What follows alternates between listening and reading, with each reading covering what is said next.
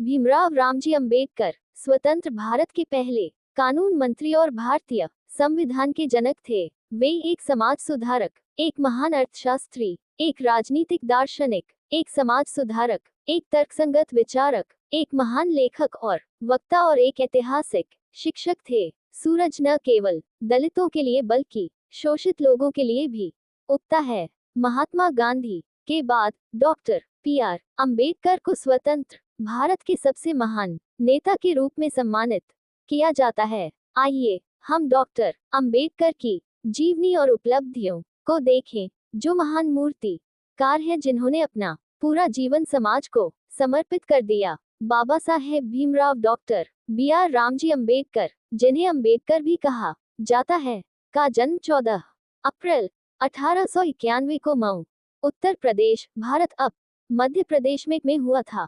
वे मराठा परिवार में रामजी, मालोजी चकपाल और भीमाबाई की 14वीं संतान थे। उनके पिता एक सैन्य स्कूल प्रशिक्षक के रूप में कार्यरत थे। भीमराव रामजी का जन्म महार नामक निचली जाति में हुआ था और उन्होंने अपनी शिक्षा को आगे बढ़ाने के लिए चतरा में स्कूल में पढ़ाई की। जब वे छोटे थे तो उन्होंने एक अलग मिट्टी के बर्तन से पानी पिया।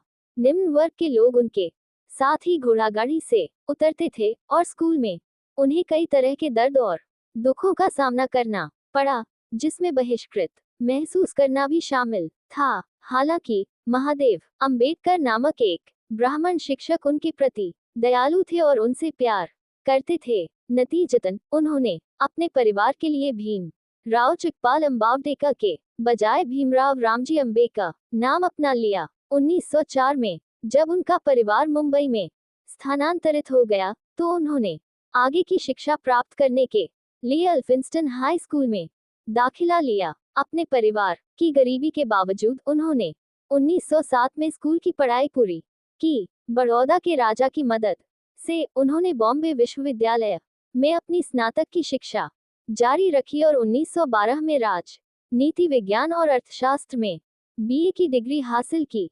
उन्होंने कुछ समय के लिए बड़ौदा के राजा के महल में सेना प्रमुख का पद भी संभाला। बड़ौदा के राजा सयाजी राव की सहायता से वे अमेरिका में अध्ययन करने गए।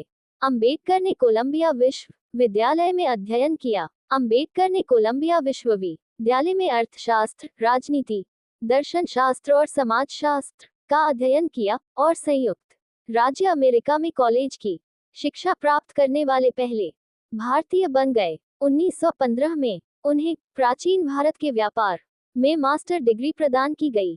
उसके बाद कोलंबिया विश्वविद्यालय ने उन्हें उनके शोध पत्र भारतीय लाभ का हिस्सा एक ऐतिहासिक विश्लेषण के लिए डिग्री प्रदान की। उन्हें ब्रिटिश भारत में सार्वजनिक वित्त के विकेंद्रीकरण पर उनके शोध के लिए 1921 में एमए और रुपये की समस्या पर उनकी जांच के लिए 1923 में डीएससी प्रदान की गई। बाद में उन्होंने कानून की डिग्री या बैरिस्टर की डिग्री प्राप्त की।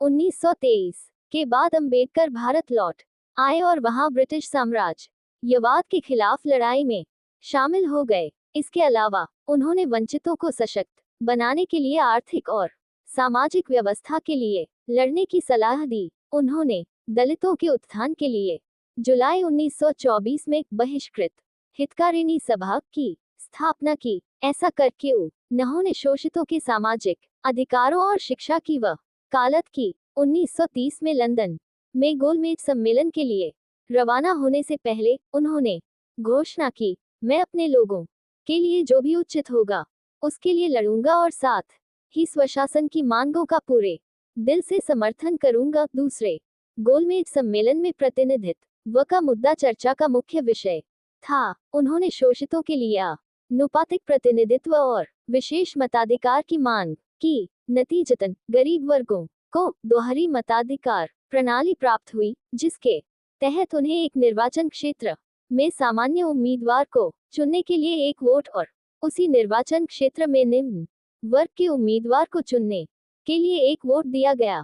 हालांकि गांधीजी ने विरोध में उपवास किया और इसे स्वीकार करने से इनकार कर दिया। नतीजतन 24 सितंबर 1931 को गांधी जी और अंबेडकर ने पूना पैक्ट पर हस्ताक्षर किए, जिसमें निचली जातियों के लिए अलग अलग मताधिकार के खिलाफ और आम चुनावों में अलग अलग निर्वाचन क्षेत्रों के पक्ष में संकल्प लिया गया। अंबेडकर ने 1927 में निम्न वर्ग के लोगों पर अस्पृश्यता के अत्याचारों के खिलाफ लड़ाई शुरू की। जाति व्यवस्था और वर्ण व्यवस्था, धर्म के कारण होने वाले अत्याचारों का जमकर विरोध किया। इसके बाद 1930 में नासिक मंदिर में प्रवेश के खिलाफ विरोध प्रदर्शन में उन्हें जीत मिली। उन्होंने अस्पृश्यता उन्मूलन अधिनियम पेश किया, क्योंकि उनका मानना था कि अस्पृश्यता एक राजनीतिक और सामाजिक मुद्दा है।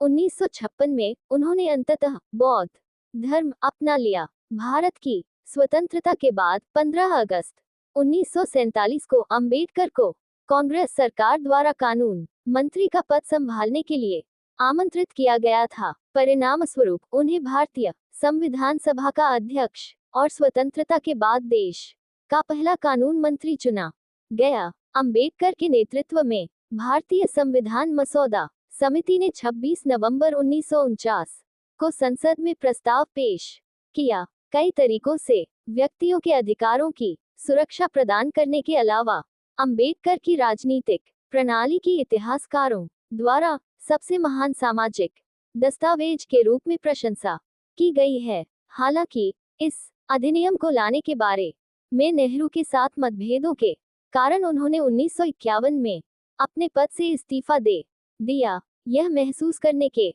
बाद कि उनका हिंदू धर्म उनके सामाजिक संघर्ष में एक महत्वपूर्ण बाधा है, उन्होंने बौद्ध विचारों पर ध्यान केंद्रित किया। 1950 के बाद ये देखते हुए कि उनका हिंदू धर्म उनके सामाजिक संघर्ष में एक महत्वपूर्ण बाधा है, उन्होंने बौद्ध विचारों पर ध्यान केंद्रित किया। उन्होंने विश्व बौद्ध धार्मिक सम्मेलनों के साथ साथ श्रीलंका में बौद्ध भिक्षुओं की संगोष्ठी में भी भाग लिया।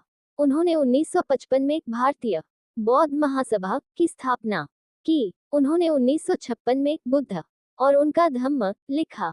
फिर 14 अक्टूबर 1956 को उन्होंने अन्य सभी धर्मों को त्याग दिया और बौद्ध बन गए। 1955 में मां धुमेह के कारण अंबेडकर की हालत बहुत खराब हो गई थी। 6 दिसंबर 1956 को बाबा साहेब डॉक्टर पी.आर. अंबेडकर, जिन्होंने अपना जीवन शोषितों की मदद के लिए समर्पित कर दिया था, की मृत्यु उनके दिल्ली स्थित घर में सोते समय हो गई। बौद्ध धर्म में उनकी गहरी रुचि के कारण उनके पार्थिव शरीर का अंतिम संस्कार बौद्ध रीति रिवाजों के अनुसार दादर चौपाटी समुद्र तट पर किया गया।